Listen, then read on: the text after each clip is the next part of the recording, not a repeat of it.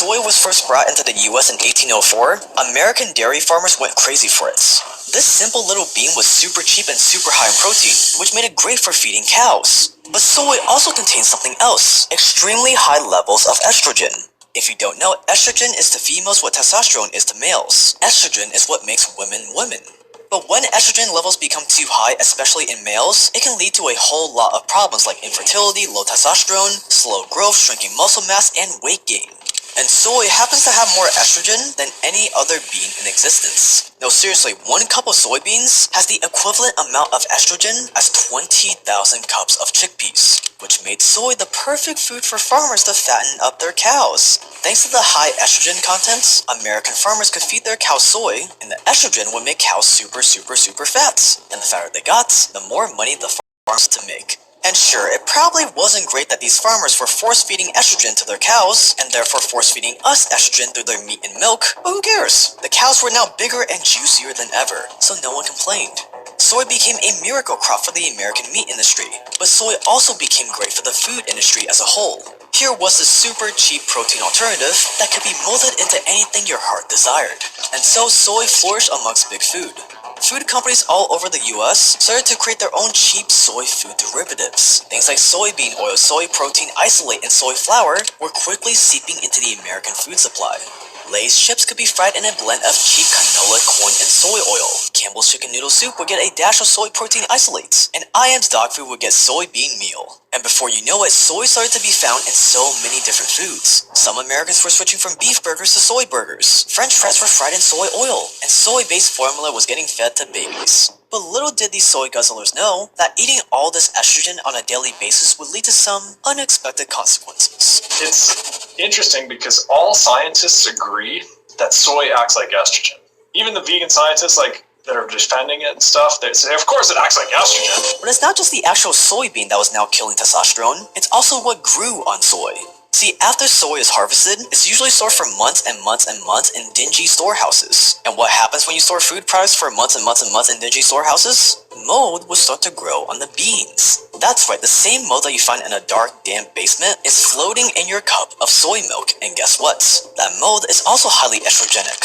They analyzed serum mycoestrogen. That's estrogen secreted by molds found in grains. We're going to talk about that. And they looked at 30 girls with early puberty, 30 girls that were healthy, and they found high levels of mold estrogen in the girls with early puberty. What else did they find, though? More interestingly, they found the girls were bigger, they fatter, they had more weight. This mold estrogen has a chemical resemblance to anabolic agents used in animal breeding. And there's other papers that say the same thing. They talk about how farmers used to use this specifically to fatten cows. Maybe they still do, but they actually would inject it and use it as a drug, mold estrogen. It makes the animals fatter, makes the girls fatter too. That's right, all those bad side effects you get from eating too much soy, well, it's doubly bad if the soy has mold on it. So all these high estrogen food products that have become the norm in society are just silently crushing your testosterone and causing you to have all these bad side effects. So if you haven't already, it's time to cut all this artificial food out. And when it comes to beef, only eat grass-fed beef. But cutting out artificial food is just the first step, because the next thing you have to avoid like the plague is the water supply.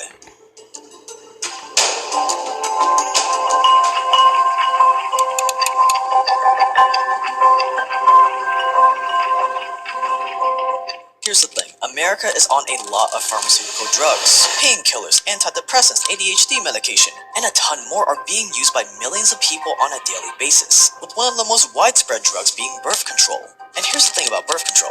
When someone takes a birth control pill or any other drug, they usually only end up absorbing 10% of it. The rest of that drug gets peed out, which then gets flushed down the toilet, which then makes its way to water treatment facilities. The only problem is most birth control pills contain something called ethinyl estradiol, a type of estrogen. So all this estrogen and other terrible chemicals make their way into the water treatment facilities, and then it gets sent straight back to your tap. Problem is, most water treatment facilities don't have the capabilities to filter out all these chemicals. Think about it, these facilities are ancient. They're not advanced enough to filter all this out, so these pharmaceuticals and birth control pills are not getting filtered out of your tap water. That's why in 2021, 7 different water facilities in Kentucky all had artificial estrogen in their water supply. And you don't even have to be chugging huge amounts of estrogens for it to mess you up. Even a small amount can cause damage. Even contact with this water through your shower can cause damage. It was found that male fish that swam in water that contained low levels of artificial estrogens from birth control ended up developing feminine traits. These male fish literally started to produce eggs in their testicles, and these horrifying changes in their hormones were passed down through the generations, which means a male fish who was exposed to estrogens would continue to produce offspring with deformities, whether or not he was still swimming in the estrogenic water, which is really horrifying. And this is the same water that is coming out of your sink and shower faucet right now. And we're not just talking about pharmaceuticals here. We haven't even touched on the microplastics in your water, the lead in your water, waterborne bacteria, forever chemicals, fluoride, and more. There's an old viral clip of Alex Jones screaming about, "They're turning the frogs gay, they're turning the frogs gay." And that's all anyone remembers, right? They don't remember the context of that. But long story short, there was studies ran on this, water in London. What happens is, you have a population of women on birth control and they urinate. And that's the same water that ultimately ends up in the drinking water. The current water, infrastructure doesn't do a good job of filtering everything out. So there's trace levels of atrazine across the board, which has been shown to spike estrogen and all this stuff. And so what Alex is screaming about is in London, they ran studies on these actual frogs, which have been exposed to extremely high levels of atrazine. And the frogs their mating patterns had changed. They turned gay. And so that makes you wonder, right, as humans who are drinking tap water on a day in, day out basis, what kind of impact does this have on our own endocrine systems? And one would think that it's extremely estrogenic and influences male behavior in a way that probably isn't healthy. This is Robert Oliver, by the way. He's the founder of the Genius brand, which you've probably seen on Amazon. He's a good friend and overall great guy that has always been obsessed over optimizing his health. Now back to the water supply. Not even bottled water is completely safe, because whenever you see purified water on a bottle, that just means they bottled up tap water to sell it to you. Except now it's in a plastic bottle, which is full of something called phthalates, which, you guessed it again, also mimics the effects of estrogen in your body. So what water is safe? Well, you want to stick to just drinking natural spring water that comes in a glass bottle. We looked into it, and these are the brands we recommend: Mountain Valley Aquapana and Antipodes Sparkling Water.